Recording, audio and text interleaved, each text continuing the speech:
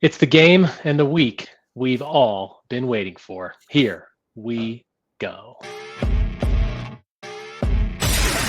Welcome to the Bucky Report, your destination for all things Wisconsin Badgers. Authentic takes. Oh my God. Game analysis. Touchdown Badgers! Ring one up! And discussion from the fan perspective. Woo-hoo! Thanks for joining us and on Wisconsin.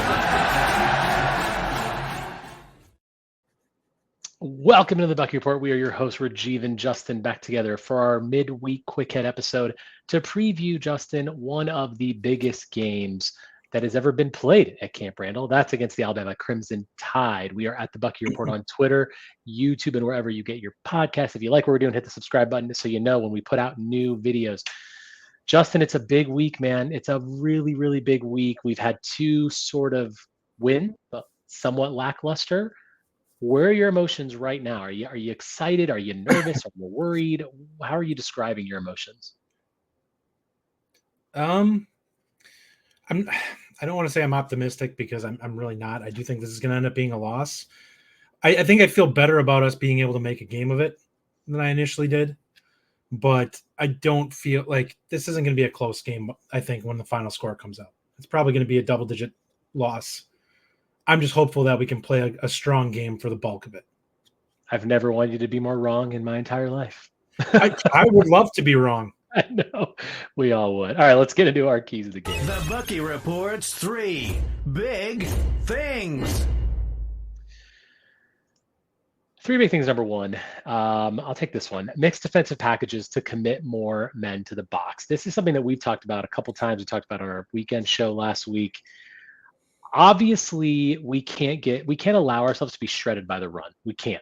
I mean, it's that team will brutalize us if they're allowed to do that over and over again, which means we have to commit more men to the box. And yes, I know that means that we're leaving things behind open, but what is the strength of our defense?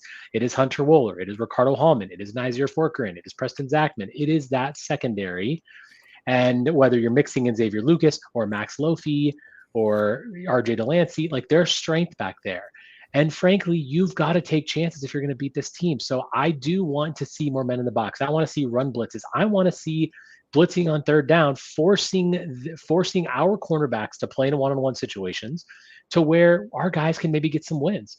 And frankly, we don't really do that to anyone. I don't think Alabama's going to be expecting that. I feel like we're probably going to end up playing a base defense, which I don't really want to see. I want to see us mix it up because, as you said, I know we're going to get to this point soon, but you got to go all the way. You got to go big here. Otherwise, you're just not going to beat this team. And the run defense, while we've talked about how it doesn't break, the bending is there. Justin, we have to be able to blitz. This is not an FCS school. Right. What do you think about this one? I agree. My point with it is what I'll say is if we're going to talk about the thing you fear the least is probably Milroe's arm. Like I feel more confident than anything. Like if that's what the game plays out on, that he has to win it with his arm, I think we're in a good place. If he's able to run the football or they're able to run the football, I think we're in trouble because they're going to be able to do whatever they want then. And if we can take at least one thing away, then it puts us in a much better position. And I don't think he's a consistent enough passer, and I trust our secondary. So, it's not like we have a bunch of NFL lockdown guys back there, but the guys that are back there are a plus secondary, capable of making plays, and it's a very inexperienced receiver group for Alabama. And it's like, well, you're right. Well, they're maybe not a full NFL talent. It's the best we've got, right? It's the best we've got on our team is back there. So put the pressure on them and hopefully take some of the pressure off of your defensive line by mixing things up a little bit and adding more in. The other thing that I'll add to this is that what we've learned this week, Ryan Herrings, our buddy, has talked to a lot of Alabama people. And whether you watched the USF game, if you've read about Alabama, one of their weaknesses is their offensive line. Mm-hmm. Once again, put pressure on that potential weakness. Now, a weak offensive line for Alabama is a strong offensive line for most schools. I get that.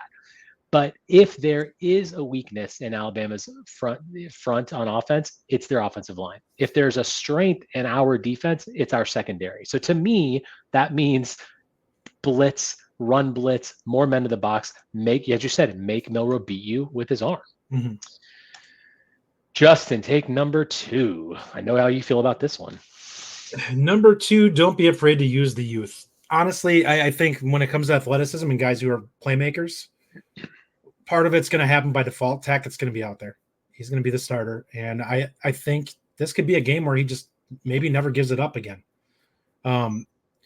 If he has a monster game, which I think he's capable of, if he plays within himself, he's a guy that is a difference maker type athlete. Like he can really run. He looked really instinctual in the game against South Dakota. So if we can get that player in this game where he's able to run down and kind of blow up some runs and stuff like that, that'd be huge for us. Like he didn't play a ton of snaps that game, and he had 5 tackles. That tells you that he's capable of getting around the football. In general, we need to make sure the young guys, I think Xavier Lucas is going to have to be a part of this because I trust his athleticism more than anybody else. And I think he's actually pretty sharp in terms of his just understanding of the game. I don't expect him to get beat a whole lot. Totally. When we put this one in there were 4 people that I was thinking of. Xavier Lucas is one of them, Tackett Curtis, Christian Allegro, and Trech Kekahuna. Mm-hmm. Those are the 4 names that in my mind, I want to see all their snap counts be in really good condition. I want them out there. Xavier Lucas, I know, is coming off that little injury. I think he's fine. He's going to play. So, I mean, is that, unless you've heard differently on Lucas? I haven't heard anything. Okay. I'm sure we'll hear. So let's assume for the sake of discussion, he's going to play. So you've got him in the defensive backfield. Curtis and Allegro got 10 snaps in week 1 and 5 snaps in week 2. I don't want to see that happen again. Mm-hmm. So let's get Allegro on the field more. I know it's going to take experience. I understand you're playing an experienced team. But what we've learned in the first couple of weeks is that sometimes our experience isn't the most effective out there. Mm-hmm. So you've got to take other chances. And for goodness sakes, Trech Kekahuna, put Pauling and Trech on the field at the same time. I'm not saying let's take things away from Will Pauling because Will Pauling is the best receiver we've got. Mm-hmm. I want to see that athleticism and that breakaway ability, that, the route running that Trech brings. You got to bring that into the fold. You got to give him a chance to do something special because I think given a chance to do something special, all 4 of those guys I just mentioned are going to do something special. And if you're going to beat this team, it's going to take a special performance from special players. Yeah, I agree. I think there's a couple other guys. I think Yakimelli's got to play more in this game. Agreed. He's got to be the guy that probably gets at least an even split on carries because this is not a game for Chez. It just isn't. If he runs with the as little explosiveness as what he had in the last game, he's going to average like 2 yards a carry. Like he's just not – there was no pop on him in the game against South Dakota. Yak looked significantly more aggressive in his attacking the line. I don't think we're going to see a lot of Dupree and Jones, but I would love to see them in this game too. This is a game where if they come in, it's probably because the game's going to be effectively over. So yeah. I would not expect to see them. Well, and I think Walker, one thing that Luke Fickell said in his press conference this week was that, they're really, and I think maybe it was Phil Longo, they're going to go with the hot hand. Now, they didn't really do that too much in the last game because Yak only got 8 carries.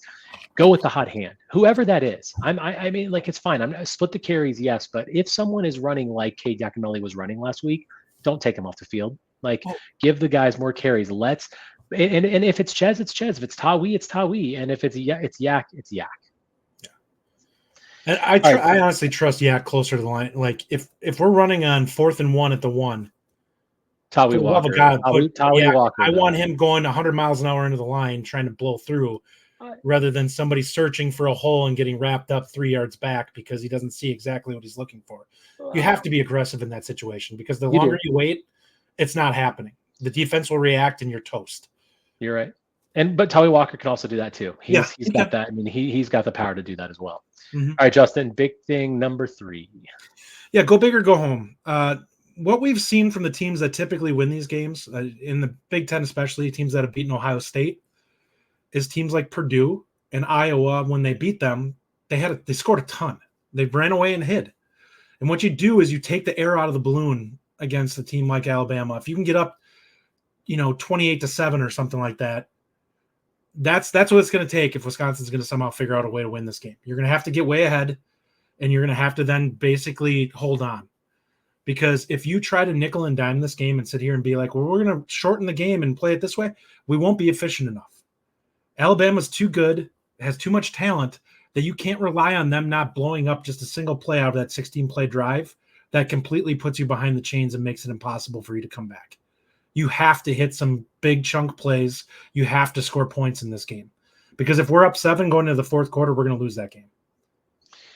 I don't know about that. I think that I don't think there's any situation where we're going to be up 28-7 or anything like that. I don't think there's not, but we've done that before against good teams. I mean, we did the Penn State in the Big Ten championship game. I think that, I think that what this means for me is, like you said, the 16 play drives is not going to work, because if you're going to play a game of like attrition where you're thinking, okay, let's limit Alabama's offensive possessions by dragging it out, I don't think that works. Because they're going to stuff some of those plays. I don't think we're going to be able to have such a consistent rushing attack that we can stretch drives out. Our line isn't dominant enough. Yeah. Right. So therefore, you're right. You got to go big plays. You got to try different things. Now, we've heard some things that maybe, obviously, we're hoping that the playbook was sealed up a little bit. There's going to be new things we haven't seen before, new formations. And if that happens, and if we see big plays, that's good. You've got to take chances. This team is going to score points. We're going to have to score, and I don't want to just limit the possessions, because if you're playing a game of like old school Wisconsin football, Alabama's going to crush you because they're better at it than we are right now. They are going to run constantly, and they know that they can. So limit that and then go big on offense. And yes, that means taking chances. And yes, that means it might force Tyler Van Dyke into some situations where he's going to turn the ball over. But you know what? That's the only way we're going to win this game, Justin. That's the only way that's going to happen. And let's be honest, I don't think either of us are going to pick a win in our next segment, but I do think that there's always a chance. If Northern Illinois can go to Notre Dame Stadium and get a win, we can beat Alabama at home. It's not to say it can't happen, but from our perspective, I just feel like this is the only way this happens. Yeah. Well, the other part of it is Alabama's absolutely going to be aggressive because they're not afraid of us. They're going to come into this game. They're going to attack us downfield. And what Wisconsin has to do is they need to prove that those corners are capable of taking the ball away from them if they're going to be that way. I want to see Milroe attack downfield, and I want to see if our corners are up to the task and can take the ball away from them. I think they can pick him off a couple times. I mean, I agree. USF was able to get some turnovers. There's no reason we can't. And you talk about how much of a confidence boost and how much of an energy boost that is. If Rico nabs a pick, Xavier Lucas nabs a pick, that's going to be game changer, because if you can force turnovers against this team and you win the turnover margin, you're going to have to win the turnover margin to win this game. That's a must. So limit ours, or hopefully eliminate them, get a couple from them. That's anyone's game. Justin, give me a player to watch outside of some of the guys we've already talked about. Give me someone that you're looking at as someone that you're going to keep your eye on this weekend. I think, this is tough. I would like to say a defensive lineman, but there's just not anybody that I feel super confident. Here, I'll go first on this one. You think about this. What I'm focused on is Jack Nelson. Jack Nelson has had a good start to the year. And his pass pro numbers are pretty good. He's playing well. He's limited his penalties. I haven't seen a holding penalty, I don't think, from him yet. And he's going to be under a lot of pressure. That entire offensive line is going to be under pressure. But the backside, the blind side of TVD, that's where the focus is going to be. And they are going to attack that side of the line. And if Jack Nelson's going to play at the next level, this is the kind of game that Jack Nelson needs to step up and be that dominant left tackle. And I have faith in him. I think he's clearly worked hard in the offseason. He's got himself right. He's playing well. This is that measuring stick. Luke Fickell talked about the measuring stick. Phil Longo talked about it. They've all talked about the fact that this is really where you're going to see where your team is. So I want to specifically see where Jack Nelson is, and if he can hold up against that is a very, very good defensive front for Alabama. Yeah, I absolutely. I would say, I'll go defensive side of the ball. I think right now I'm going to say middle linebackers. They have to be a plus in this game. I think Jaheim and Tackett need to be aggressive, and they need to make plays. And we got to set the tone early in this game, because if they're able to run the ball right from the start, we're going to be in trouble. So if those guys can blow up a few plays and we can force them into some tough situations where they're third and long or whatever, and we can actually, potentially try to rush the passer, then maybe we can actually get some things done and make them uncomfortable. If we can make Milroe uncomfortable and get a few sacks on him, it'd be huge for this team. Absolutely. All right, let's talk about what we think is actually going to happen. The Bucky Report predictions. Alabama is coming to Camp Randall Stadium, 11 o'clock kickoff. Not the most ideal kickoff time this weekend, but 11 o'clock kickoff at the stadium, at the camp. Hopefully the students are there. Anyone who's listening to this, if you're going to the game, please get that energy up. I want to see that place rocking as much as it can for an 11 o'clock kickoff.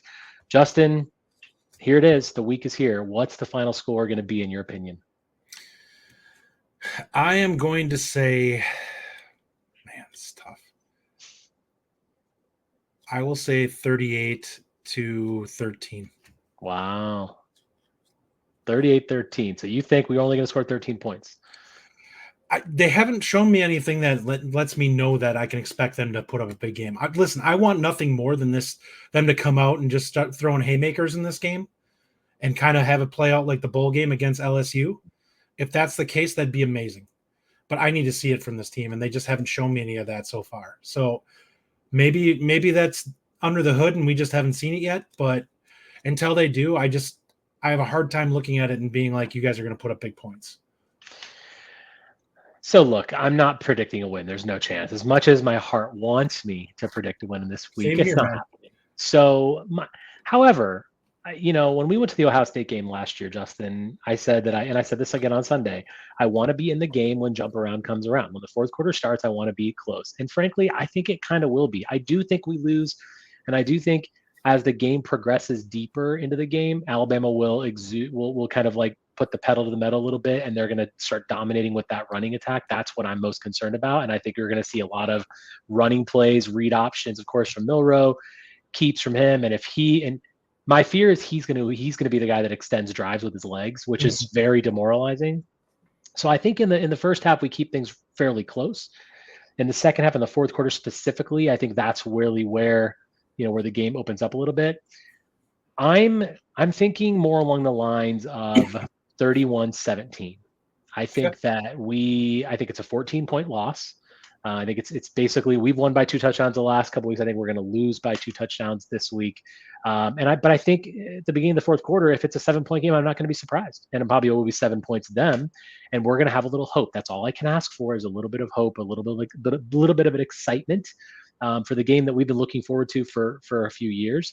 And it's a once in a lifetime opportunity for the people going to that game to see Alabama there, to have that kind of pageantry. Luke Fickell said in his press conference also on Monday that one of the best things about college football are the rivalries, the pageantry, and games like this, where you have top SEC schools, top Big Ten schools battling it out in the non-conference.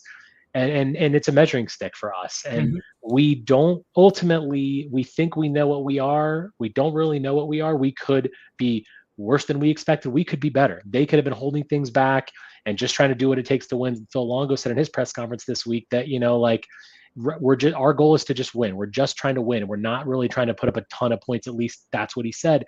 And hopefully that's the case again. We can just go out there and win. And if we do what it takes, now it's going to take a lot more offensively in this game to get a win.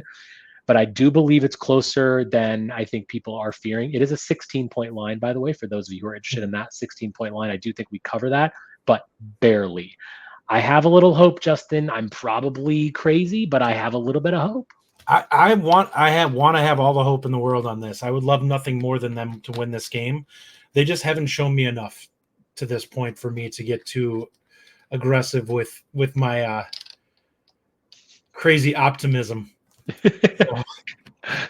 Well, remember, before the season started, you were the most optimistic. I absolutely was. And I'm frustrated because I haven't seen the amount of growth that I was expecting. So we'll see how it plays out. I'm hopeful that things are much better than what I'm expecting.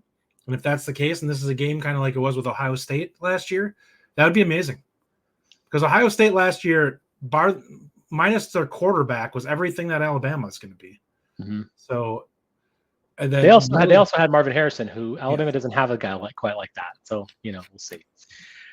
Justin and I will most certainly be on Locked On Badgers Reaction Show. Mm-hmm. Definitely go check that out after the game. Hopefully we are victorious and we're celebrating, because if we do win this game, God, Justin and I and Ryan are going to have a freaking party on that show. I don't know if we'll be so drunk it's going to be ridiculous at that point.